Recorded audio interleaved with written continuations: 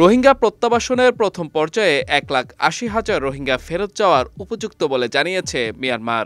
গত 4 এপ্রিল ব্যাংককে ষষ্ঠ বিমস্টেক শীর্ষ সম্মেলনের ফাঁকে মিয়ানমারের উপপ্রধানমন্ত্রী এবং পররাষ্ট্রমন্ত্রী উ থান শিউ বাংলাদেশের প্রধান উপদেষ্টার উচ্চ প্রতিনিধি ড খলিলুর রহমানের কাছে এ তথ্য জানান। এর আগে 2018 থেকে 2020 সালে 6 দফায় রোহিঙ্গাদের মূল তালিকা মিয়ানমারকে সরবরাহ করেছিল বাংলাদেশ। তার মধ্যে 70,000 রোহিঙ্গার চূড়ান্ত যাচাইকরণের জন্য ছবি নাম যাচাই করা বাকি রয়েছে। এছাড়া বাকি 5.5 লাখ রোহিঙ্গার যাচাই প্রক্রিয়া দ্রুত সম্পন্ন করা হবে বলে জানিয়েছে মিয়ানমার। রোহিঙ্গা সংকট সমাধানে এই তালিকা নিশ্চিত করার বিষয়টি বেশ উল্লেখযোগ্য পদক্ষেপ হিসেবে দেখছেন বিশ্লেষকরা।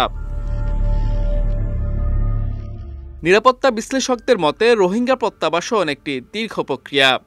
এই ইস্যুটিকে আন্তর্জাতিক পরিমণ্ডলে নিয়ে আসা সরকারের প্রথম কাজ ছিল, যা বেশ ভালোভাবেই করেছে অন্তর্বর্তী সরকার।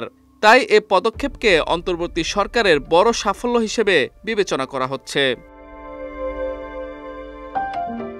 সম্প্রতি চীন সফরে রোহিঙ্গা প্রত্যাবাসনে দেশটির আরও সক্রিয় ভূমিকা প্রত্যাশা করেন প্রধান উপদেষ্টা ড মোহাম্মদ ইউনূস।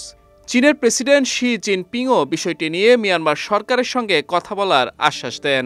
এর ঠিক কয়েকদিন পরেই মিয়ানমার জান্তা সরকারের এমন সিদ্ধান্ত অন্তর্বর্তী সরকার প্রধানের নেতৃত্ব গুণ বলে জানান বিশ্লেষকরা। নিরাপত্তা বিশ্লেষকরা আরও জানান, চীন মিয়ানমারের উপর যত চাপ সৃষ্টি করবে ততই দেশটির রোহিঙ্গাদের নিয়ে নমনীয় হবে। অন্তর্বর্তী সরকার প্রত্যাবাসন প্রক্রিয়াটিকে এগিয়ে নিতে পারলে পরবর্তী সরকারের উপরও দায়িত্ব বর্তাবে। এদিকে প্রত্যাবাসনের জন্য এই স্বীকৃতি প্রামাণ্য দলিল হিসেবে কাজ করবে বলে মনে করছেন বিশ্লেষকরা।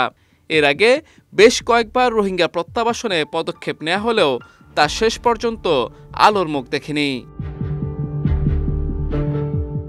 মাহমুদুর রহমান, বিজয় টিভি, নিউজ ডেস্ক।